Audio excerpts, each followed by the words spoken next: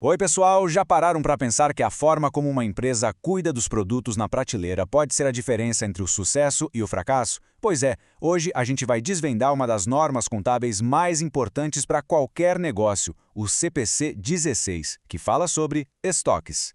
E olha, essa nossa análise aqui é toda baseada nos ensinamentos valiosos da aula de estoques do professor Dr. Francisco Lorentz, do módulo de Ambiente Corporativo e Comunicação.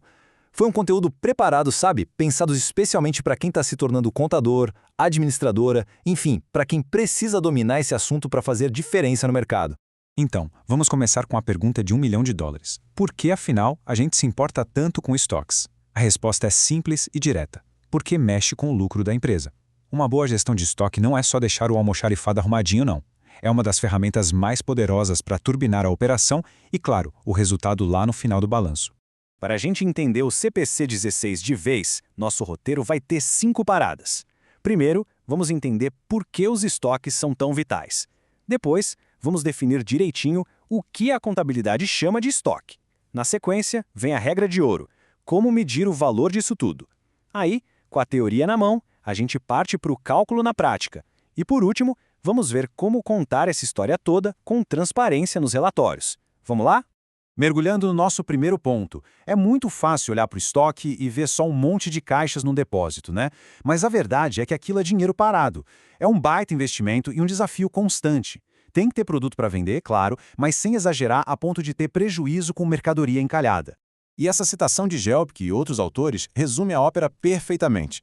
Gerenciar estoques mexe com tudo. Com a administração, com o controle financeiro, com a contabilidade e, o ponto principal para a gente aqui, com a avaliação correta desses bens. É o coração do CPC 16.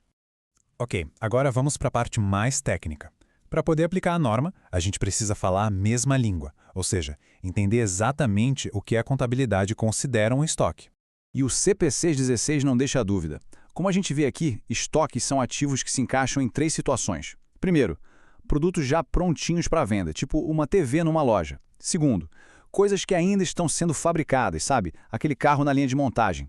E terceiro, matéria-prima e outros materiais que vão ser usados para produzir alguma coisa ou prestar um serviço. E olha, tão importantes quanto saber o que a norma inclui é saber o que ela não inclui. O CPC 16 não serve, por exemplo, para instrumentos financeiros, nem para ativos biológicos, pensa numa plantação de café. Eles têm normas próprias, porque a lógica de valor deles é outra. O mesmo vale para produtores de commodities, como o minério de ferro, que tem o preço definido pelo mercado global. Foge da lógica de custo que a gente vai ver agora. Bom, agora a gente chegou no coração do CPC 16. A pergunta é, como a gente define o valor do estoque? Para isso, existe uma regra principal, uma regra de ouro que comanda tudo. E a regra é essa: o estoque deve ser registrado sempre pelo menor valor entre duas coisas: o seu custo, ou seja, quanto se pagou por ele, e o seu valor realizável líquido. Isso é um princípio básico de prudência na contabilidade para evitar que a empresa mostre um ativo valendo mais do que ele realmente vale no mercado. Tá, mas o que diabos é esse tal de valor realizável líquido? O nome parece complicado, mas a ideia é bem simples. Pensa assim: é o preço de venda que se espera conseguir, menos todos os gastos para deixar o produto pronto e para conseguir vender, como frete ou comissão do vendedor. No fim das contas, é uma estimativa de quanto dinheiro de fato vai entrar no caixa com aquela venda. Chega de teoria, né? Vamos ver como isso funciona no mundo real. Para isso, vamos usar um exemplo prático da empresa Betacom para analisar os métodos de cálculo de custo. A norma nos dá basicamente 2 ferramentas para calcular o custo: o custo médio ponderado e o PEPS, que é a sigla para o primeiro a entrar, primeiro a sair. Lá fora o pessoal conhece como FIFO, de First In, First Out. Vamos ver a diferença gritante entre os dois.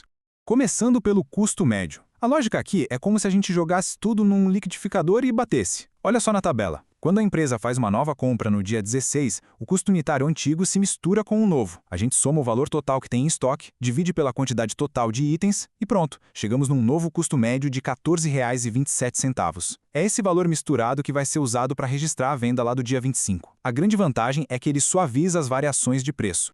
Agora, o PEPS ou o FIFO. Aqui a imagem é outra. Pensa numa fila de supermercado. Quem chegou primeiro, sai primeiro. É perfeito para empresas que trabalham com produtos que estragam, tipo comida. A ideia é sempre vender os itens mais velhos antes. Repara na venda do dia 25. Para vender 1.400 unidades, o sistema primeiro dá baixa naquelas 300 que custaram R$ 15, depois nas 100 de R$ 18 e vai pegando dos lotes mais antigos até completar o total. Aqui, diferente do custo médio, cada lote de compra mantém seu custo original. E aí vem o ponto-chave. A escolha do método muda o resultado. No nosso exemplo, com as mesmas compras e vendas, o valor final do estoque pelo custo médio ficou em R$ 20.636,84. Já pelo PEPS, R$ 20.500. Pode parecer uma diferença pequena, mas isso impacta diretamente o custo da mercadoria vendida e, por consequência, o lucro que a empresa vai mostrar no balanço. Ufa! Chegamos na nossa última etapa. Porque não adianta nada calcular tudo certinho se a informação não for comunicada de forma clara, certo? A transparência é fundamental. A transparência é a regra de ouro no final. A empresa tem que abrir o jogo.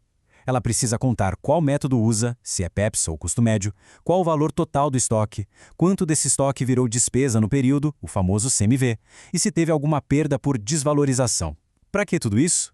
Para que quem investe ou empresta dinheiro para a empresa possa entender direitinho como um dos ativos mais importantes dela está sendo gerenciado. E para a gente fechar, fica aqui uma provocação. Dominar o CPC 16 não é só para cumprir regra, é sobre estratégia. Como um bom gestor pode usar o controle e avaliação de estoques não só para fechar as contas, mas para criar uma vantagem competitiva de verdade, daquelas que deixam a concorrência comendo poeira?